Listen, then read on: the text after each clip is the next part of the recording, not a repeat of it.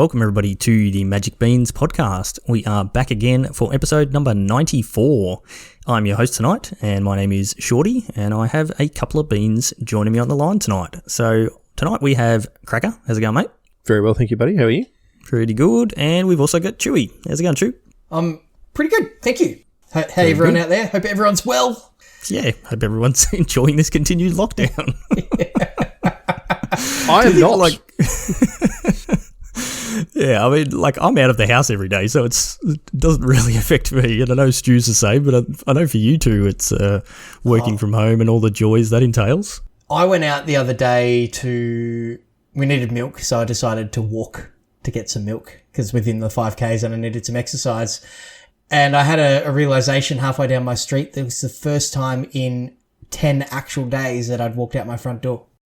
So, yeah. Oh, no, I walked out the front door when you drop stuff off. Yeah, that's right, yeah. But I hadn't been past the letterbox. To the letterbox. I felt like, in the first Lord of the Rings movie where Sam was like, if I take one step further, this will be the furthest away from home I've ever been. I felt like that on my own street. Yeah, it's crazy. Yeah. Do you think the rest of the world's just laughing at us now that most of the world's getting high vaccination numbers and we're just slowly getting there and staying in lockdowns? Wouldn't be surprised. Yeah, I don't know. Yep. Yeah. Anyway, this is not the COVID vaccination podcast. Yeah, don't get me started is all I got to say. This is the Magic Beans podcast. Yeah, Get vaccinated, kids. That's the You work in the medical field or at a hospital, so you've been dealing with this stuff on the front line and all the effects that has on the hospital system. So fun and games, as I'm sure. It's had its issues for me with construction, but nowhere near what you would be facing. So anyway, let's talk about some Magic, because that's a lot more fun, and there is a lot to talk about tonight, as seems to be the case pretty much every episode. And Cracker's here, which means we've either got a banning or mechanics to talk about, and I think tonight we've got the double whammy. Two for one, mate. Love us some value. Yep. Very good. So before we get into that, Cracker, do you want to tell us about our awesome sponsors? I'd love to. Josh and Pat's MTG Bazaar. They are the sponsor of the Magic Beans and the Magic Beans. What are we calling ourselves? The leagues? Tournament series. The tournament series. That's the word. Cracker, we've only been running it for a year. Mate, I am so deep into trying to work out day and night bound here. Yes. And it's just... Anyway, Josh and Pat's are a Facebook auction page, and you can buy sweet single Magic cards from them. Super easy to do. You just find the post with the card that you want, you throw in the amount you think you want to spend on it, and then watch as 2 minutes later someone bids more than you, usually one of your mates, and then you get to outbid them again. So, look, you can pick up some bargains. They have listings every night and a dedicated auctioneer, so everything comes to you very quickly in the mail. So go check them out. Tell them the bean sent you when you win an auction. Very good. And Pat posted up a couple of nights ago his Innistrad Midnight Hunt giveaway, which, obviously we'll be talking about that a fair bit tonight, the new set. But he's got 3 set booster boxes and 6 bundles up for grabs, wow. So 9 prizes. And it's open for the next few weeks up until September the 26th. You just need to go and win an auction and then comment on the pinned post on the auction page your favourite horror book, comic, TV show, or something along those lines that's Innistrad adjacent. So go and check that out. Super easy. If you're going to be on there bidding for stuff and winning auctions anyway, then there you go. You're going to get in on the giveaways. So Pat seems to do this on every set release, comes up with some new way to give away a ton of stuff, and he's super generous with his support of us, super generous with the rest of the community as well. So get onto it. That's all I can say. Speaking of things where Pat was super generous, we had our D&D League finals on the weekend, and it was a lot of fun. You guys have fun on that? Loved it. Yeah, loved it. Yep. Got some really good coverage good and some play. Good games. The coverage was okay. I think some of the innovations on the stream, some of the technology with the picture-in-picture stuff, that was really cool to see. And, I was literally watching the football one day and went, oh, it'd be cool if we could do that, and told Shorty, and then he just made it happen. So great work there, Shorty. You deserve all the kudos for that. And I think it just helped our stream run nice and smooth, where we weren't sort of stopping gameplay. And it was, just a lot of fun. Now, Arena stopped the game. The Arena issues. Yeah, Arena issues stopped the gameplay. We could have used the padding that we normally had, I guess, this time around. But yeah, the finals were epic. Benny R coming through from the lower bracket, so without a loss to give, took down J Mud. So Gruel took down the Sultai Ultimatum deck. And Thought J Mud was going to get there. Both Cracker and I picked J Mud to win. It was like, oh, it's looking good. He's sailed through the upper bracket. He's got a good matchup in the finals, and just couldn't do it for us. No, just Benny couldn't get R there. just proved too tall of a final hurdle there. But it was a really fun day. There were some really cool games of Magic played. We saw some Winota that mostly bowed out in the early turns. And we saw some of the, more interesting decks come to the fore, which was cool.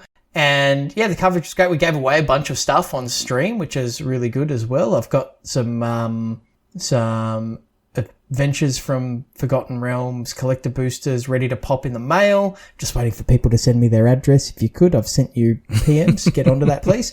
And congrats to Darkflame Ash for taking home a box of Modern Horizons 2, if you don't mind. So by taking home, I mean Shorty posting it to your home. Yes, me posting it. Yeah. So yeah, it was just a lot of fun. So if you've not been part of our finals coverage and those streams, like, it's worth it. Just get in on the value. Just, I don't care if you watch us and just mute us and just join the event. just type hashtag Beans giveaway every time, and that's all you need to know. Yep. So yeah, it was good fun, and I think the biggest innovation we had on the stream this time was being able to control things remotely for you guys. So like from the behind the scenes, when we do these streams, I run everything from my place because we're, as we said, we're still in lockdown, doing everything remotely. All the other guys are all at their houses. And there's a lot of things going on from my end, and usually involves me sitting there for pretty much the entire time pushing the buttons. But this time we managed to find a way to set up a few controls for the guys remotely. So I could disappear for a bit, and they could still change the scenes and all that sort of thing. So that was really good, and it seemed to work pretty well. So keep an eye out for more improvements in that field for future events and future coverage. Speaking of which, if you're listening, get on it. Yeah. So we do have our next league. The registration for that has opened, and it's actually kicking off in basically a week. So next Friday, we will be doing the live draw. So Friday the 17th of September, probably starting around 9 o'clock Melbourne time. So yeah, get in on it quick. Get your registration done. We had to squeeze things in a little bit just with the double Innistrad set releases. So normally we would have a bit of a bigger gap between leagues, and we would run the historic event between them, the one-day event. But this time we've brought the league forward just to fit in with the arena release schedule. That means the historic event will actually be running in that final stage of the next league. So on the 23rd of October, I had a message from Matty Paulson today to say, I crafted 2 historic decks and then realised that the event's not for like 2 months. Oh no. There is talk on the Discord about running an additional event. Just got a bit of a poll up there at the moment to see what people are interested in playing. So yeah, Matty P, just vote on the historic one, mate, and we'll see what we can do. Create 7 new Discord accounts and vote for those as well. Yep. That's it. So yeah, get in on those. Paddy Molson, who's this guy? Yeah. Link for all our events is in the show notes as always. But yeah, don't snooze on it because it is kicking off in a week from probably when you listen to this podcast. So we'll get into it quickly. And there's still that there's plenty of people still in the hunt with the Envy points. And then there's obviously the winner of the next league will get that direct invite as well. So I think the prize, like we've advertised, the prize pool is over $1,500. I think it's going to be a fair bit more than that. So you definitely want to be in for that invitational. So get in on that. Just on that last point that you made, I know we've got to get on with a very busy episode, but Benny R, the only way that Benny R could have qualified for the invitational this year was to win on the weekend, and he did. Yeah. So even if you've not played in or the next one, yeah. So even if you've not played in any of our leagues and you love the idea of north of $1,500 prize pool for a free event with coverage, get in on it, spike the event, and you earn yourself a seat at that table. So follow the link in the show notes and sign up. Very good. All right, so next thing we want to touch on, Cracker, I'm going to save your voice because I know you've got a lot to talk about with the Innistrad mechanics, so you can explain to everyone exactly how the day-night and all that sort of stuff's going to work. So I'm just going to quickly mention this one, seeing as we don't really play this format, but we have had a banning this week in Pauper, which I think people have been expecting for a little while. So this is 2 Modern Horizons 2 cards in Chatterstorm and Sojourner's Companion. So Chatterstorm is a 1 and a green storm spell that just creates 1/1 green squirrels. We've seen in Pauper before all the like Empty the Warrens and all that sort of the usual storm cards that are all crazy broken. They're all banned already in Pauper, so I don't think anyone was surprised to see that one coming. And the Sojourner's Companion is a 7 mana 4/4 that's got affinity for artifacts, but also has artifact land cycling, so pretty powerful. I know in Pauper the artifact lands aren't banned, so yeah, having affinity for artifacts is pretty solid. Is Mere Enforcer banned? Because the Sojourner is Mere Enforcer with the artifact land cycling tacked on. They're the same card apart from that. So I'm interested to see if Mere Enforcer's banned, but maybe just going and getting a land because, you know, making sure you've got your red for your ATOG or your black for your Disciple of the Vault. It just adds too much consistency. But went the most recent cycle of artifact dual lands commons as well? Yeah, that's right. Yep. So yeah, cycling for a dual land. Yeah, that's not bad. Mere Enforcer is not banned in Pauper. That is legal. So it's not like this ban has killed the affinity deck at all. So no. Yep. Still playable. Great. Good to know. Yep. I think people would be pretty happy. Storm and Affinity were broken mechanics and would need to get banned in multiple formats. You heard it here first, kids. Right? Love it. All right. So if you play Pauper, you're probably happy about that. Yeah, I would assume so. And I think people picked that from day one, especially with Chatterstorm. So not surprising. All right, so the main thing we're going to talk about tonight is the new upcoming set, Innistrad, the first of this dual Innistrad sets that we're getting, the Midnight Hunt, this one is, and what was the next one? The Crimson Vow. So this is the werewolf-themed set, and the Crimson Vow one is more the vampire-themed set. So obviously there will be vampires and werewolves in both sets. We do have a bunch of vampires in this one, but the focus is werewolves for this one, vampires for the next one. So lots of stuff to go through. We've got some new mechanics and a ton of preview cards. So Cracker, take it away and explain to us how on earth all this stuff works. Okay, so we are back with transforming double-face cards. So we've had DFCs for a while now, but in the last couple of sets, they have all entered as one or the other. So, you know, like Shatterskull Smashing, you can either have it enter as a land, or you can have it as a spell that you pay, you know, a bunch of mana and kill a bunch of creatures, but you can't do both, right? And we have had, in the past, particularly in the Innistrad block, we've had creatures that will be like a creature on front, and then they'll flip over. There's been the werewolf mechanic before. But this is different in how they're actually doing it this time. So we now have the idea of daybound and nightbound. So this is a state that affects the game and not an individual creature. So we've seen things before with like Duskwatch Recruiter in the Shadows over Innistrad block, which we were just the most recent visit we had to Innistrad, where you could, you know, there was a trigger that would go on the stack and you could, you know, pay the activation cost and flip things over. And, you know, there was a bunch of things, but it was only for that one creature. It wasn't for everything. Well, that's all changed now. And we now have the idea of daybound and nightbound. So when the game starts, it's nothing. It is neither day nor night. And then what will happen is a creature will most commonly enter as a daybound creature, and then it will start the cycle. So from then on, in every point of the game until it is finished, it will be either day or night. And so what will happen is, in the example here, there's a card called Tavern Ruffian. It's 3 and a red for a 2/5, and it has daybound. So when it enters on the front, it is a 2/5 with daybound. That's it. So it's a 4-mana 2/5. Not very great. Ooh. But then, if on your turn you cast no spells, it becomes night. And when it becomes night, then it turns over, and it will then become Tavern Ruffian, which is a 6/5. So then it is the nightbound side. And so then it is night. And so when you cast a creature like Tavern Ruffian, if it is night, it then enters on the nightbound side, which is called Tavern Smasher, which is a 6/5 werewolf. So that's kind of the general gist of it. So you go from day to night by casting no spells on your turn. So if you've cast Tavern Ruffian, then it can't transform that turn because you've cast a spell, right? Pretty obvious.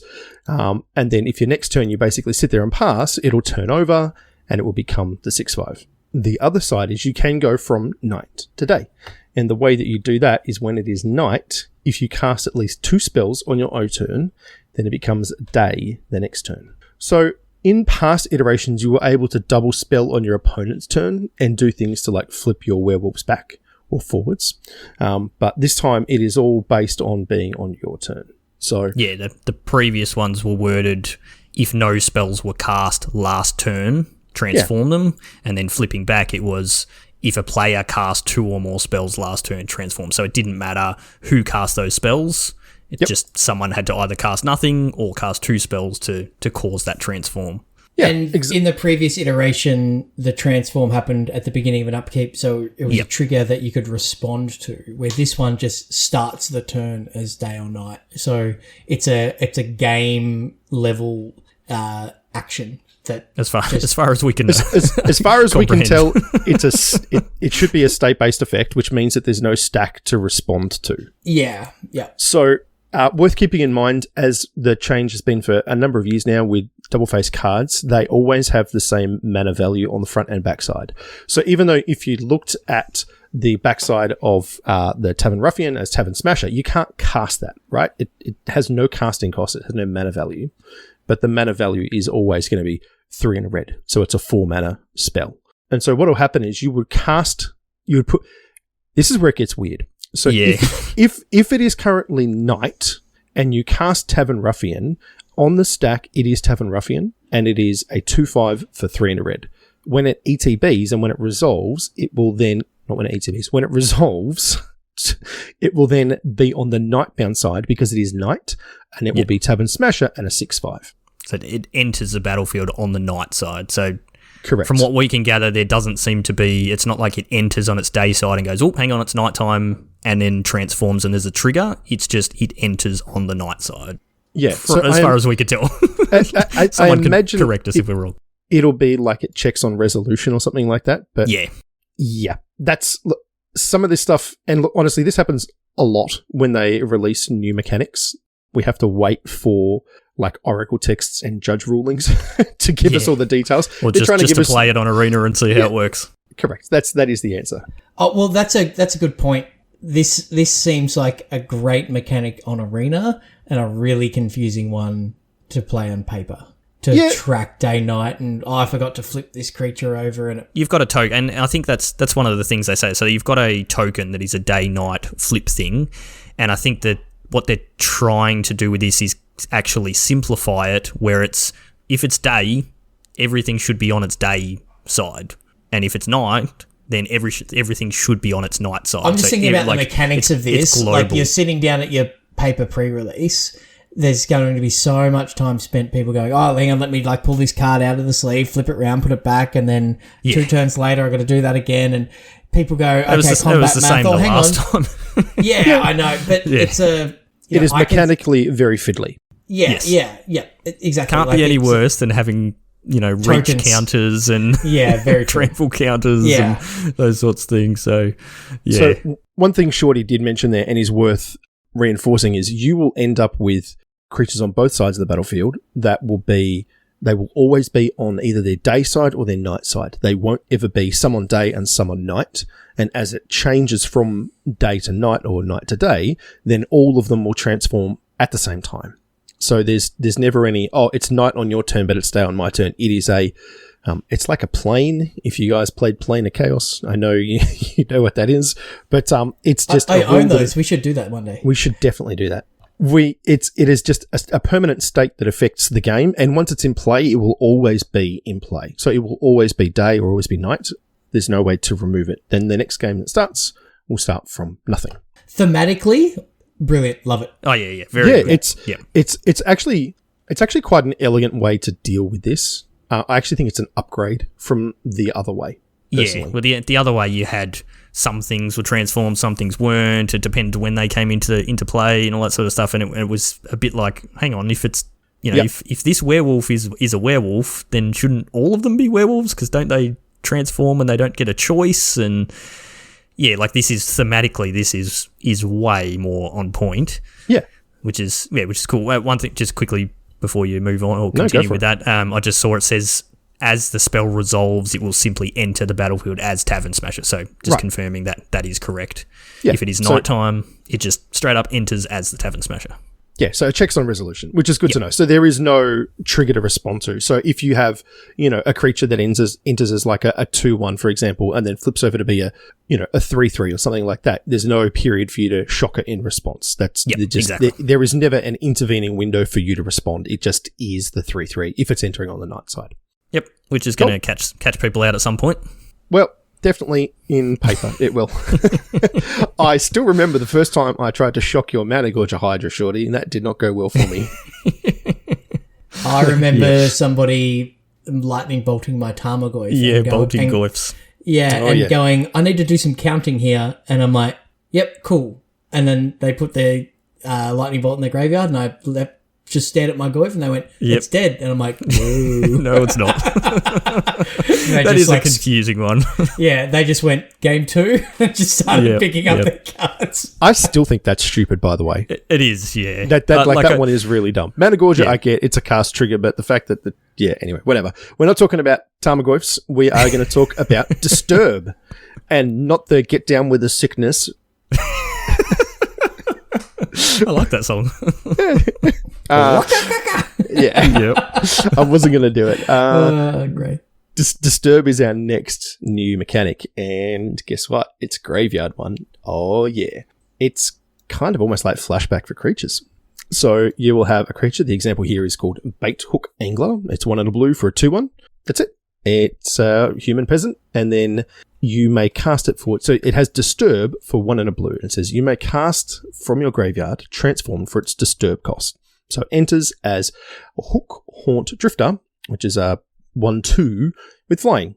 And if it would be put into a graveyard from anywhere, exile it instead. So you'll see that being the common theme. It's the same as flashback spells, right? If you flashback a spell, it doesn't go back to your graveyard, so you can keep doing it. It gets exiled.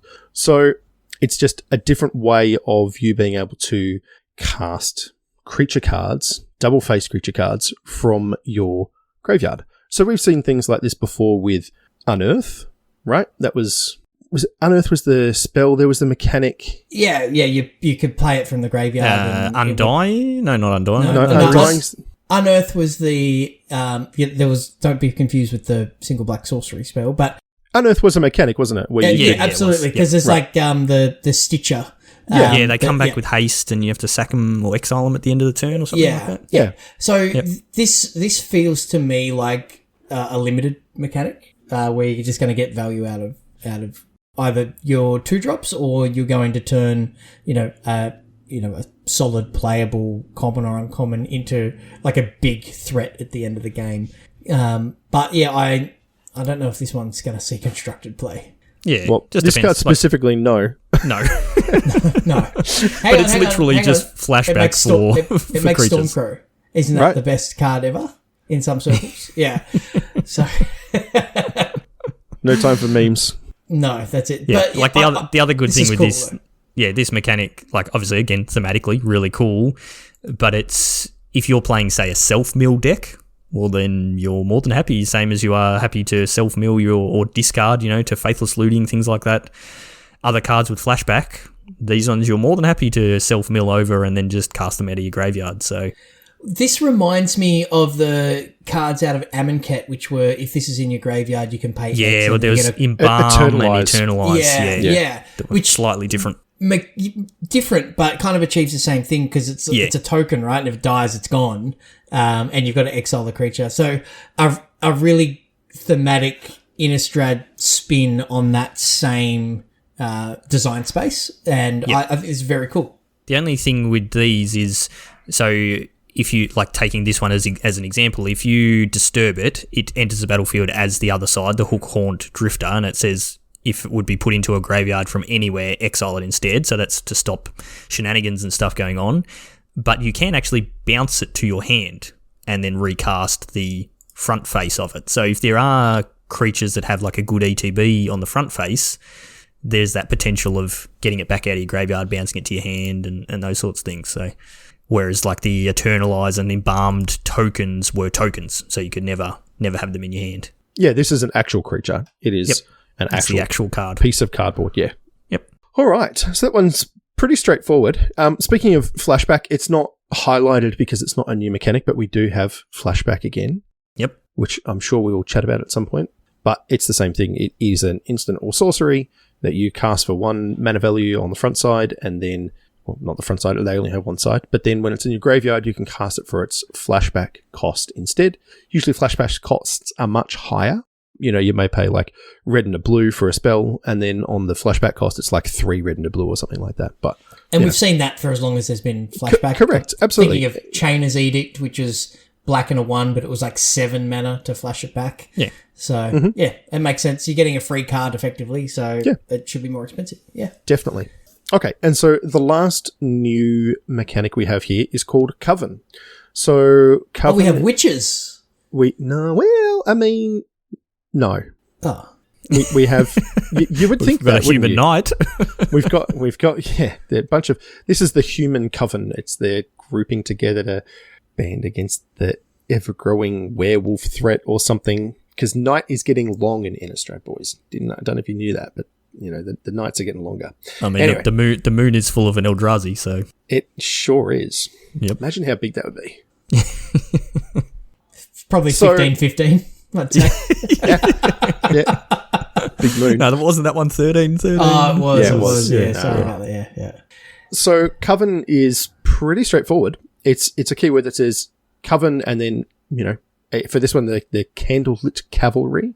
It says, at the beginning of combat in your turn, if you can control 3 or more creatures with different powers, then something happens. So that is always the keyword, right? So it's not always going to be at the beginning of combat, but it will be like Coven, and that is basically just shortcutting. You need control 3 or more creatures with different powers. So, you know. And that powers is referring to their power and toughness, not being able to fly and having trample. And no, those are abilities. Those are abilities, yes. Correct. Yeah. Just to be clear.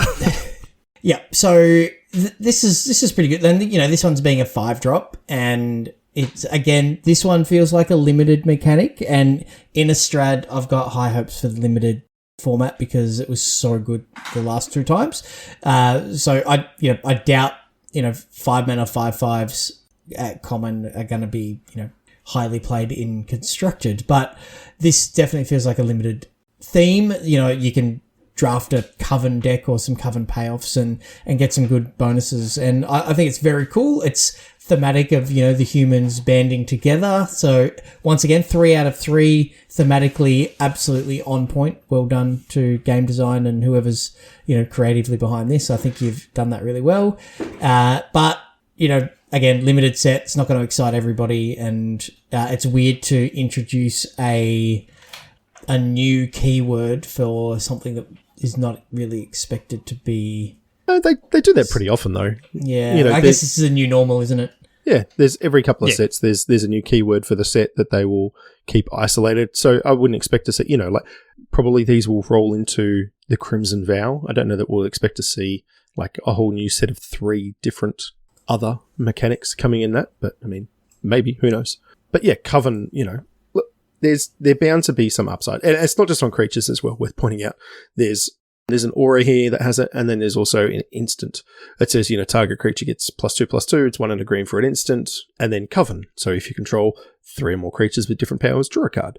So, just be aware with that is that the way it's worded, then if you control 3 or more creatures with different powers and it draw a card, and it actually says it in the article, it's checking that Coven after a creature has been given +2/+2. Yes, so the first clause resolves first, and then because there is a full stop, so creature gets +2/+2. So if you're thinking I've got a 1/1, a 2/2, and a 3/3, and you cast it on your 1/1, you've actually got 2 3/3s and a 2/2.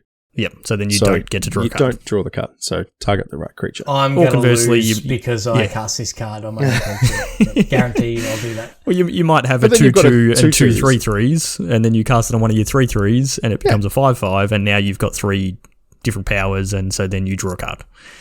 So Yeah, works and both that's the ways. way. That's the way it's designed. But I'm just saying, I'm but going to stuff it up. Yeah. you gotta Oh make yeah, that for mistake. sure, absolutely. You will All not right, be so alone. that's the three new mechanics, and yeah, Cracker, as you said, we do have flashback as well. Pretty happy to see that one back. There is another. It's not listed as a mechanic, but it's decayed, which we may touch on some of our cards. But yeah, There is another mechanic as well. There's not many cards, but Investigate is back. okay, So yes, I think there's 5 or 6 cards. There's really not very many, but that was in the last set and really popular. It's a really neat mechanic Well, it where draws cards. you get exactly you get clue tokens, right? And so you can tap and sacrifice a clue and draw a card. So makes a little artifact token. They were very cool last time around. So happy to see that back, even if it's just kind of like a homage to the thing rather than being the dominant force. There's no tireless tracker.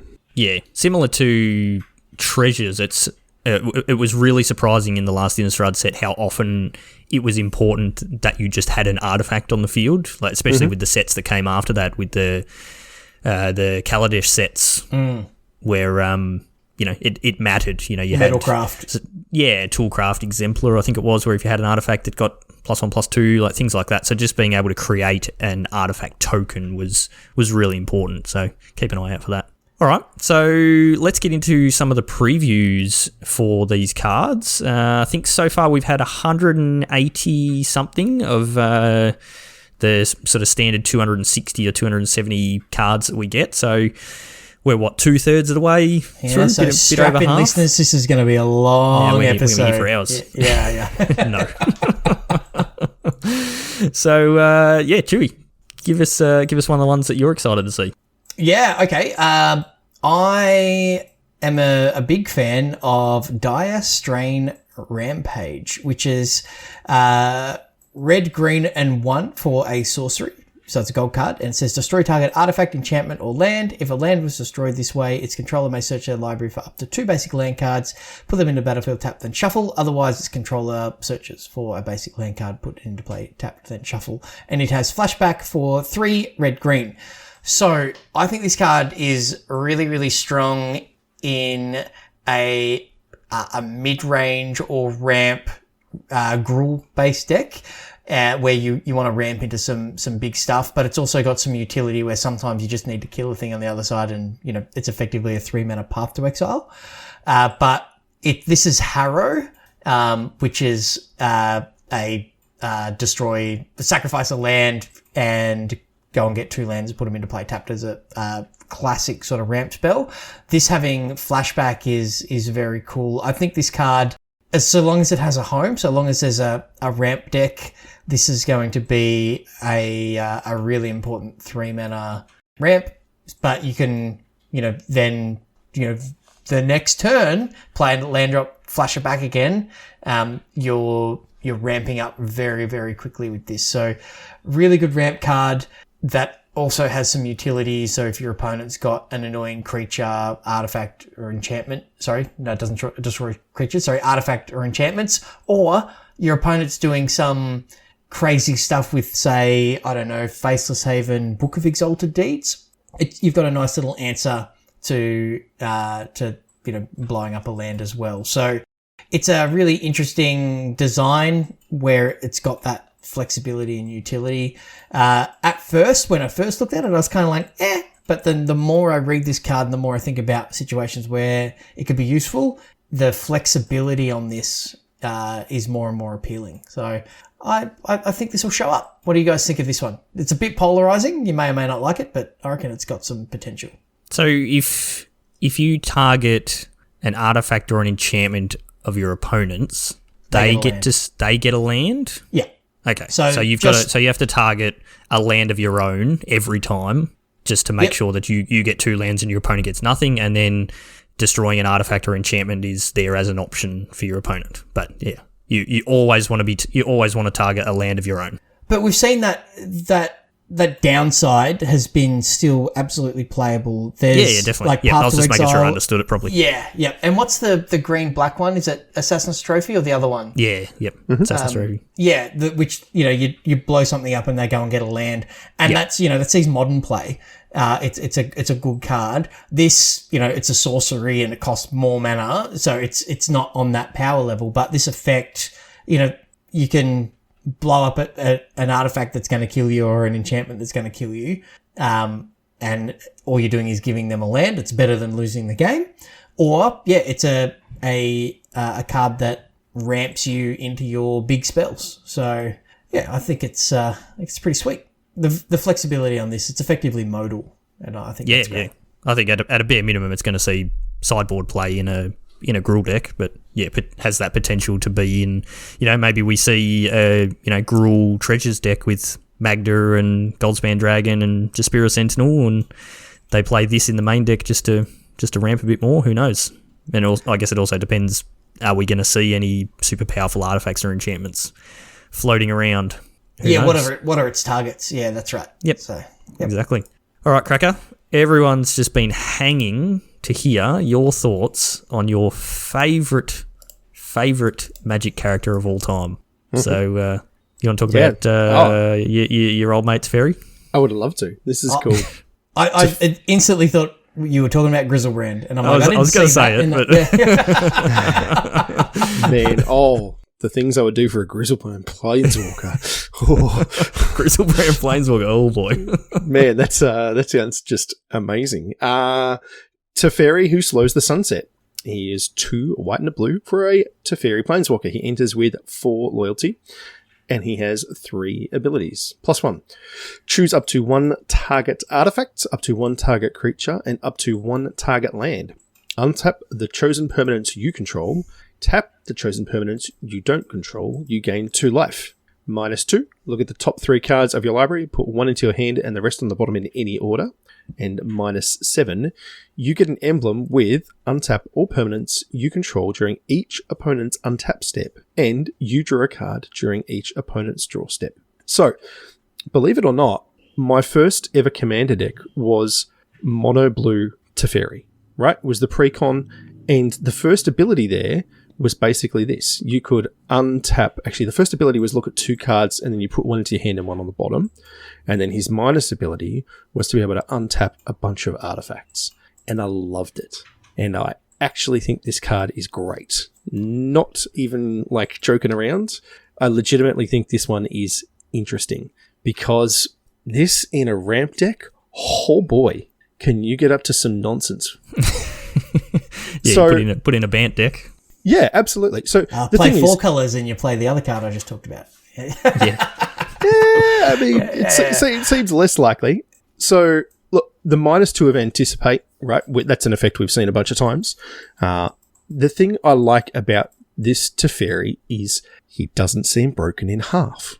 Now, I could be wrong. There'll be definitely some interactions with a +1 that you can do that feel pretty dirty.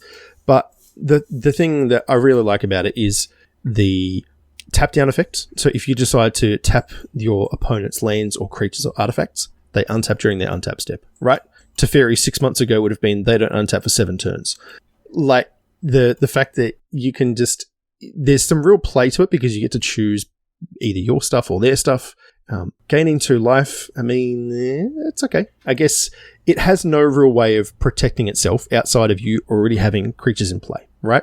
So this is not I slam Teferi on turn 4, I bounce a thing, I've got 1 creature, you just, in a world of pain. This isn't you don't get to do half of your deck because you can't cast instants when you want to, and this isn't a hard control finisher where, you tuck it endlessly and, drag the game on for a bajillion years. You have to have some other win condition. Now, the ultimate is... This is Teferi went and got a new PR team. This no, seriously, and I was need a new image.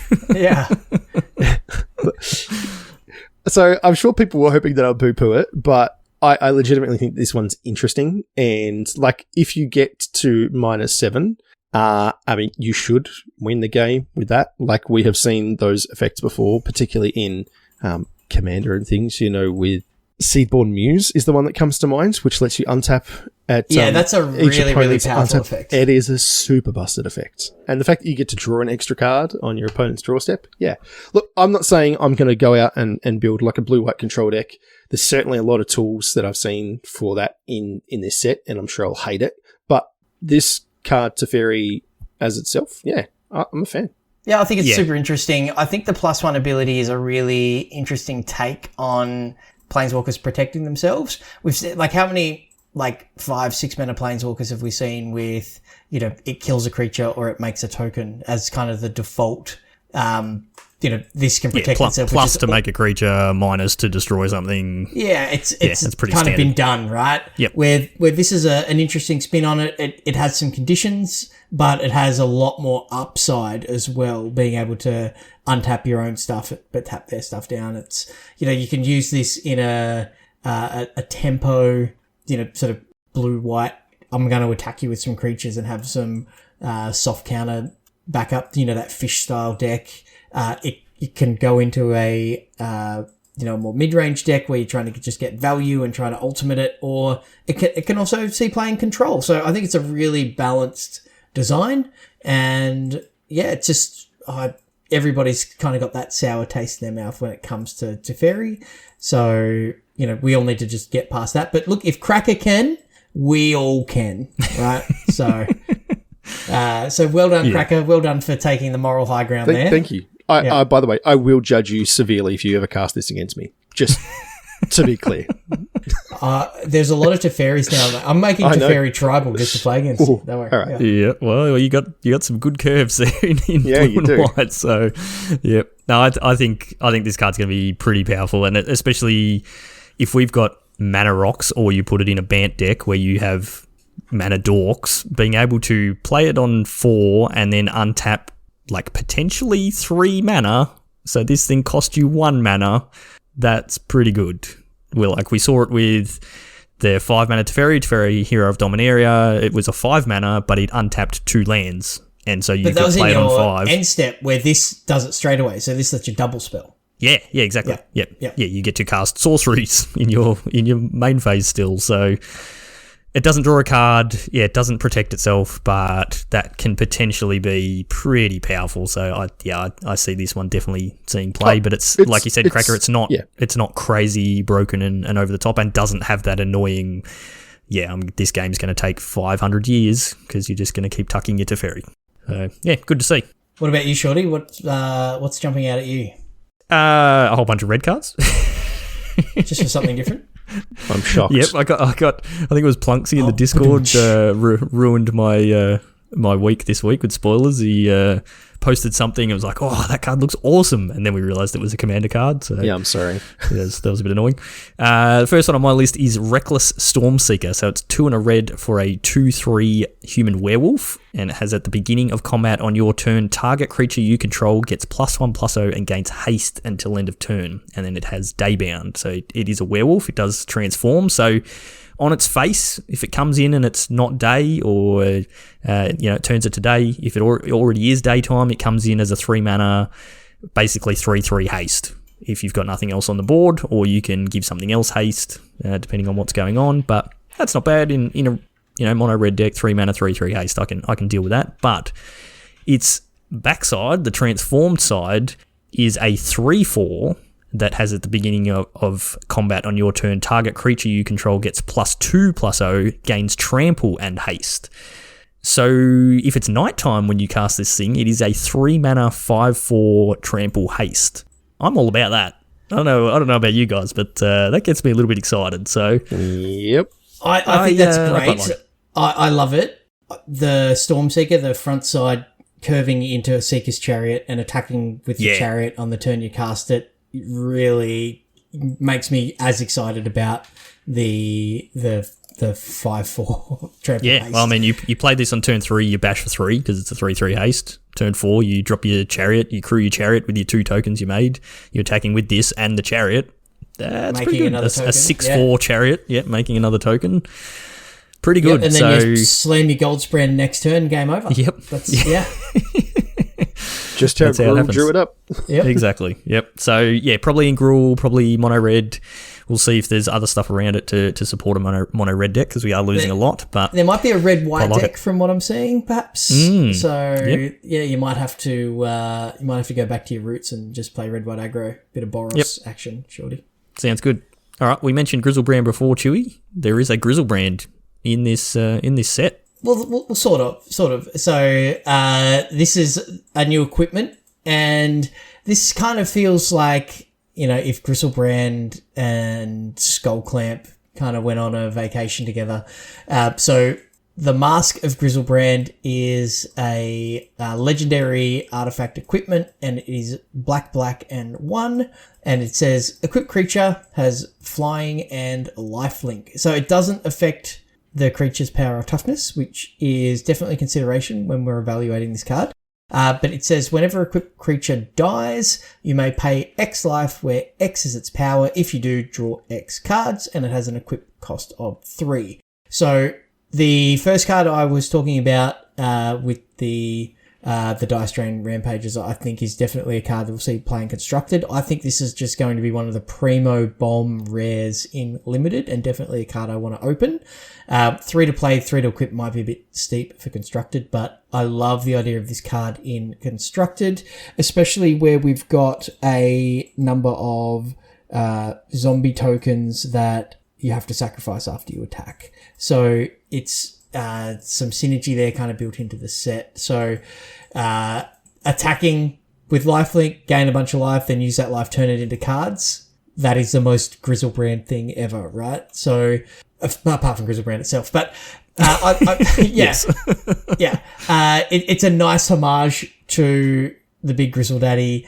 And it's, a repeatable effect that is going to win a bunch of Limited games. As I said, I don't think it's quite there for Constructed, but I really want to open this as my rare in the pre-release. I think this card's very cool. The art's very sweet as well.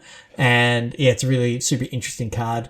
I like that the whatever language this one is in on Scryfall. I think it's Spanish. Yeah, it's Mascara to the Griselbrand. Makes it even cooler.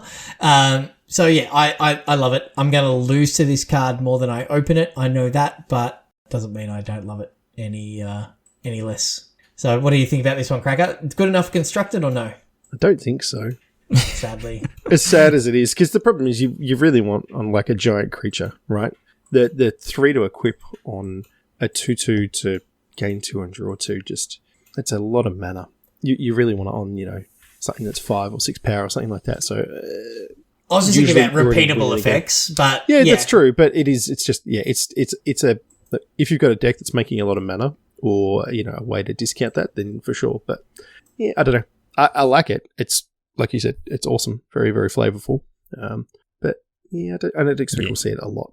The 3 mana 3 to equip is hard. I think the last time we saw an equipment like that was actually good was Loxodon Warhammer back in OG Ravnica when it was good. I know it's been in other sets since then, but I don't think it's actually been very good. But yeah, there's lately we've lately we've seen the equipment attaching to a creature when you play it, right?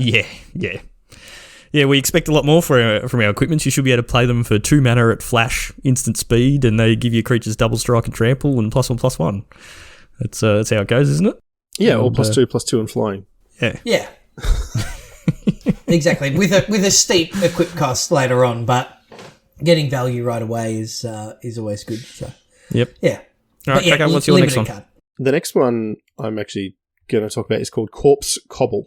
It is blue-black for an instant. It says, as an additional cost to cast this spell, sacrifice any number of creatures. Create an XX blue and black zombie token creature with menace, where X is the total power of the sacrificed creatures. And then it is flashback for 3 blue-black.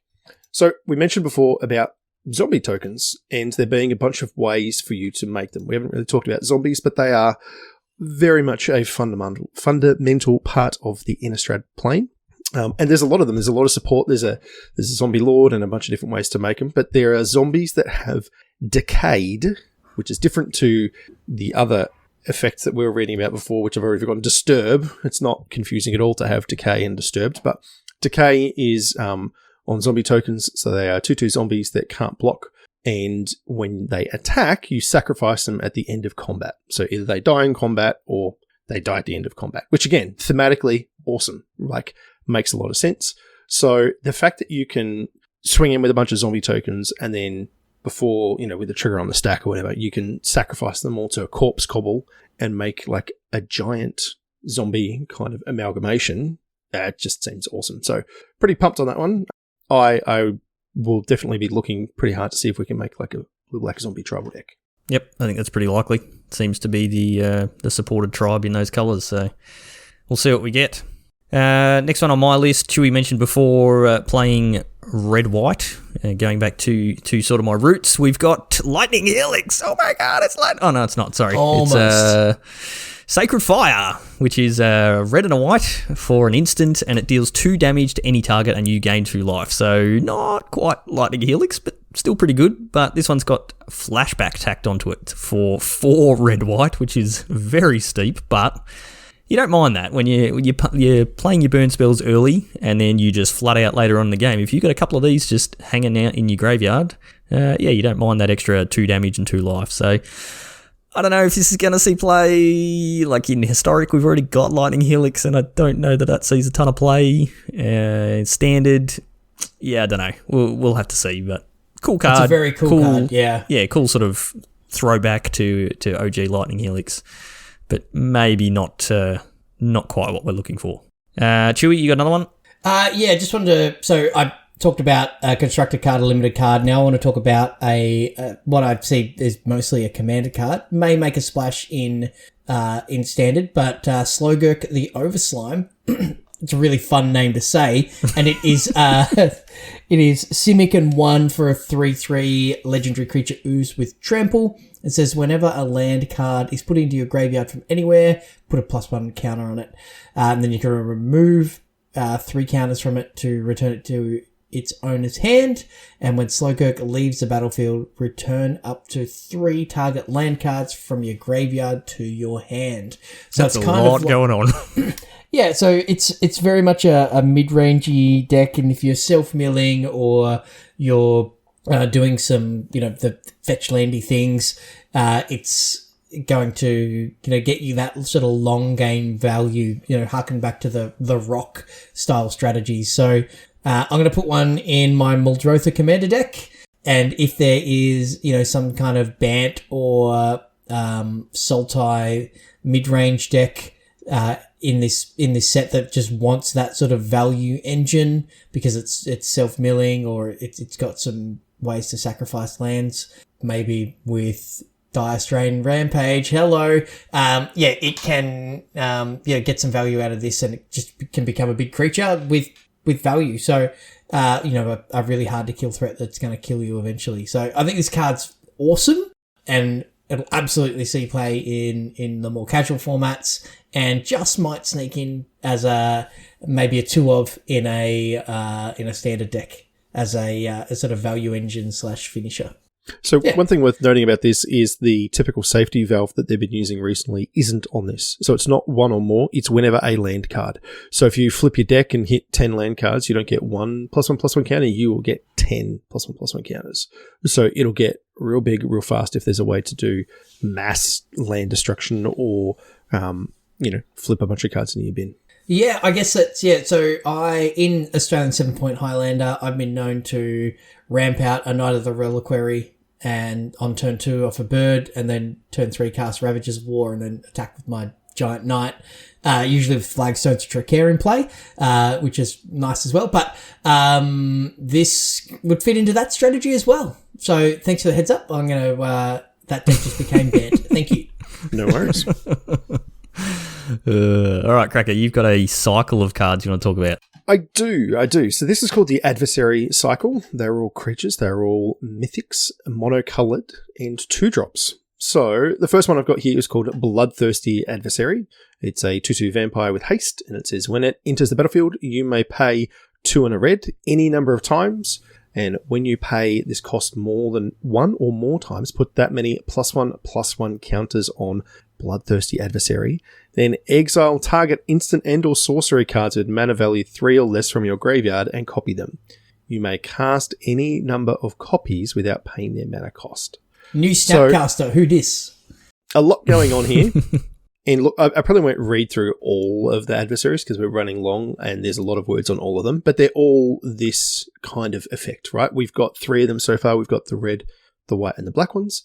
And they all have, when they enter the battlefield, you pay a mana cost, and then things will happen. So this one gets +1/+1 counters.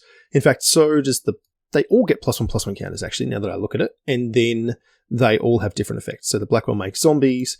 The white one gives creatures +1/+1 across the board for each counter on it. So they all kind of have their on-colour theme. And I like them. I think that they'll be really good. And I'd be interested to see what the others are. Is there the blue one as well, actually, that I just missed? I haven't seen There's a couple hundred cards there. But a 2-mana 2/2 with haste, shorty, with upside. Yeah, seems pretty good. Yep, if you want to get aggressive. The big thing with this card to note is that it's when it enters a battlefield, you can pay it. So when you cast it, it just costs 1 and a red. You're not sinking any extra mana into it. It's not increasing the cost like kicker or multi-kicker or any of those alternate costs you get on other cards. So it needs to resolve first, and then you get the choice to pay it. So yeah, if you're going up against control decks or anything like that, that is a good way of getting around, not having to sink all your mana into it and then just getting blown out by a counterspell.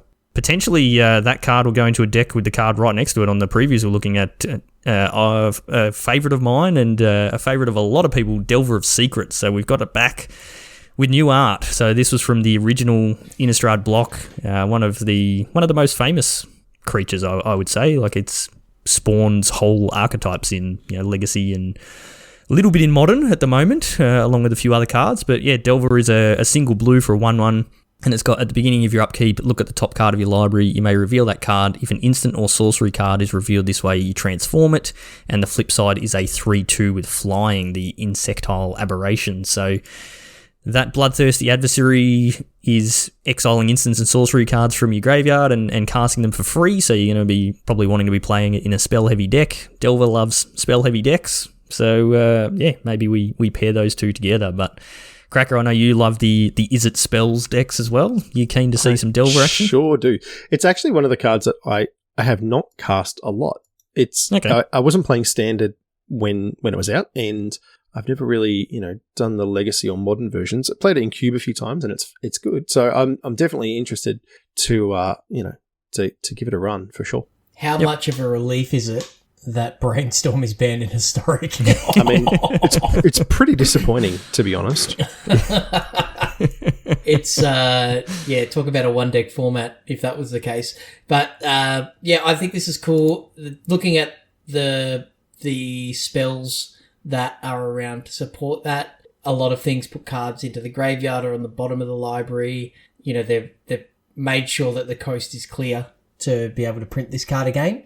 So it's it could just be a complete non-event potentially, or it could be a really good card if the Is It Spells deck is good, but all of your flips are going to be just percentage play blind flips. It's just blind flips, and that's always been the thing with Delver. Other than in Brainstorm formats, like you play it on turn 1 and you just cross your fingers and hope, and every now and then you get lucky, and turn 2 you're flipping and revealing an instant or sorcery, and it's like, hey, I'm attacking for 3 in the air on turn 2, and you feel really excited and really proud of how good you are at Magic. But the reality is that it doesn't happen very often unless you've got a way to set it up with a card like Brainstorm. So yeah. We'll see how it goes. I think it's perfectly fine to be in Standard, and I'm pretty happy to see it there. So, do you think that they'll give us another version of Sensei's Divining Top when we go back to Kamigawa? I'm going to say no. Come on, man. What's wrong with Top? It's fine. There's nothing wrong with that card at all. I mean, the problem with Top is just how long it takes to resolve it all the time. Yeah. Maybe they'll give us a 1-mana artifact that you sack and it gives you a one-time effect or something. I don't know. But yeah, like some sort of callback to Top. That'd be pretty cool, actually. I'd like something that. like what Brainstone did to Brainstorm, right? Yeah. Yep. Exactly. We'll see, but it'll be neon coloured, right? So we'll see. Yes. Right. Speaking of callbacks, I'm just going to jump in here. Yeah, go for it. Vanquish the Horde. So this one is 6 white for a sorcery. Destroy all creatures. This spell costs 1 less to cast for each creature on the battlefield. So very famously, there was Blasphemous Act, which was a red and 6, I believe, and it dealt 13 to all creatures on the battlefield. So this thing, look out. This is a very, very good Wrath that we have. Even if you only need to kill 2 things, then it is just, It's just Wrath. It's just Wrath. Yep. So, yeah. Great It's- commander card. Just white, board sweep, move on, let's go. Yep. Very good. Card I just wanted to mention quickly again for the mono red is Falcon Wrath Pit Fighter. It's single red for a 2/1. We don't get that very often in red for single red, so good to know. It's also got 1 and a red, discard a card, sacrifice a vampire, draw 2 cards, activate only if an opponent lost life this turn. So could come up, there's plenty of times in your mono red decks where you run out of gas, and just being able to ping your opponent with something and then just sack this creature that is a vampire and draw 2 cards is pretty handy. So Getting value out of your Keen to see that 2/1 drop that, Yeah. wouldn't be doing anything dead late otherwise. game. So, Yep. yeah, I like it. Exactly. Yep. And just a couple of notable reprints that we're getting. So we're getting Pithing Needle. You remember the text on that one off the top of your head, Chewy? Yep.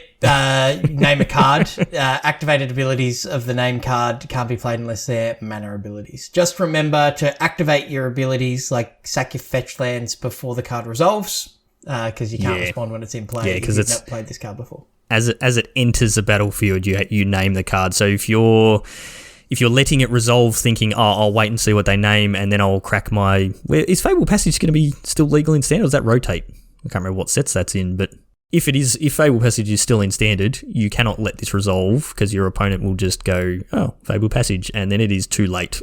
You've lost the opportunity to name your to crack your Fable Passage. Yeah, exactly. So, importantly, this card does not stop KCI. All right? Just in case you were wondering.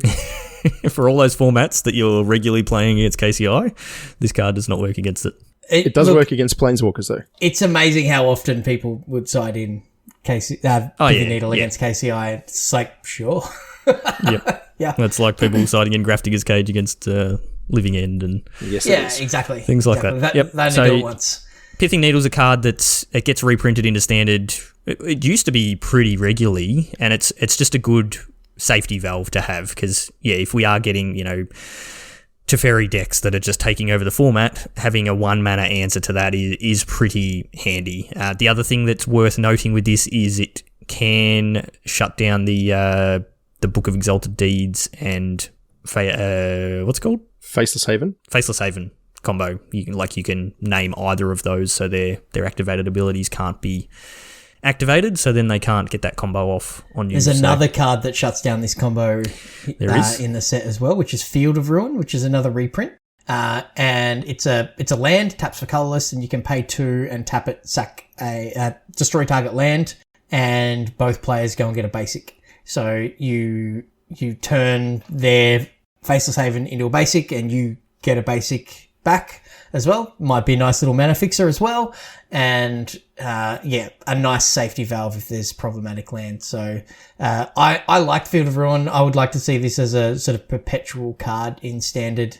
It lets them, get creative with lands. And if there is problem lands, Field is a nice little way around it. Yeah, it's worth noting. We do currently have Field of Ruin in Standard. It's just it will be rotating because it is in Theros. So good to see that it will be hanging around for the entirety of the next couple of years of Standard. So good to see, and really should be an evergreen type card. The last ones we want to mention is just the land cycle that we're getting in this set, which is what, Krakow? Have you got those there? They're the slow lands. Yeah. So the one we've got here is called Haunted Ridge. It taps for black or red. It says Haunted Ridge enters the battlefield tapped unless you control 2 or more other lands. So if this enters as your 3rd land, you are golden. Anything before that, so turn 1 or 2, this is a tap land, and any point on from there, these things are just bananas good. Yeah. Have we seen this cycle before? I don't think this is new. No, I think we have. Yeah. So we've seen the fast lands, so they enter on. The if opposite. they are the first 3 lands, then they enter tapped, untapped. Otherwise, they enter tapped after that. I think every deck will play these. Yeah, I think these are really good. Yeah. There's a lot of decks that won't want to do anything on turn 1 anyway. We've seen Temples and Triomes be our turn 1 play for a little while now. So that's been fairly standard. 2-color aggressive decks, the only downside is if you just draw multiple of these. But like red-black or red-green decks, they're allied colours. So I think these are great. I think these are really, really good and are a really good power level for standard. Yep. They don't play terribly nice with the other lands that we've got in the format, but that's good. We've definitely seen in the past where we have issues. I'll take these over a Snarl in an aggressive deck, though. Yeah.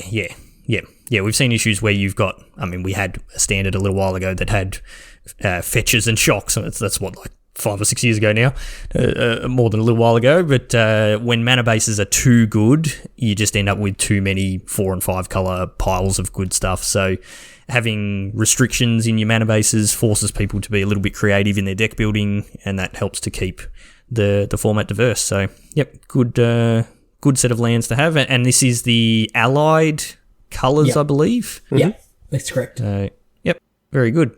All right, so that's all we'll go through tonight with the previews. We've already sort of gone long, so we'll finish it there. The set releases on Arena on the 16th of September, so in a week from when we're recording this, or it'll probably be the Friday morning for us on the 17th, I would assume. So it's not long. So by next week's podcast, we will have all of the previews. They will all be out, and then the set will be coming out straight away. So no downtime in the world of Wizards and the new set releases, which is good, but also annoying. You don't get a chance to enjoy things. But I think which will be something we touch on the podcast next week. I think people are keen to see this rotation happen. So I think there's still a few powerful cards to come in the rest of the previews, and I think we've seen the last of the good stuff. And yeah, I for one am looking forward to seeing what this set does and what the new standard's going to look like. So that's going to do us for tonight. Just the usual wrap up. As I said at the start of the show, registrations are open for the upcoming Innistrad League, so make sure you go and jump in on that. And then once you've joined, go and join us in our Discord. So whether you want to play in our events or not, our Discord's the best place to be. Awesome community in there, lots of fun stuff going on all the time, and random little events and Commander games and stuff that get organised. So jump in the Discord and join our events. If you want to support us directly, you can buy some merch from our merch store. The link for that is in the show notes. Get yourself a hoodie or a t-shirt or something like that for that time at some point in the future when we actually get to meet a whole bunch of you. It would be awesome to see people in their Magic Beans gear. Go and check out our sponsors who give us the prizes and all the support for all the events and the tournament series that we run. Josh and Pat's MTG Bazaar, jpmtgbazaar.com.au. Check out their daily auctions. You can find us on YouTube, Facebook, Twitch, and Twitter. All of those places, we are Magic Beans or Magic Beans Cast. Just search us up on there. If you want to find me on Twitter, I am at Peace Inc. Chewy, you are? At Chewy MTG. And Cracker? At JoelHill_. Very good. So that's going to do us for this week. Thank you as always for listening. Stay safe out there, and we will see you all next time.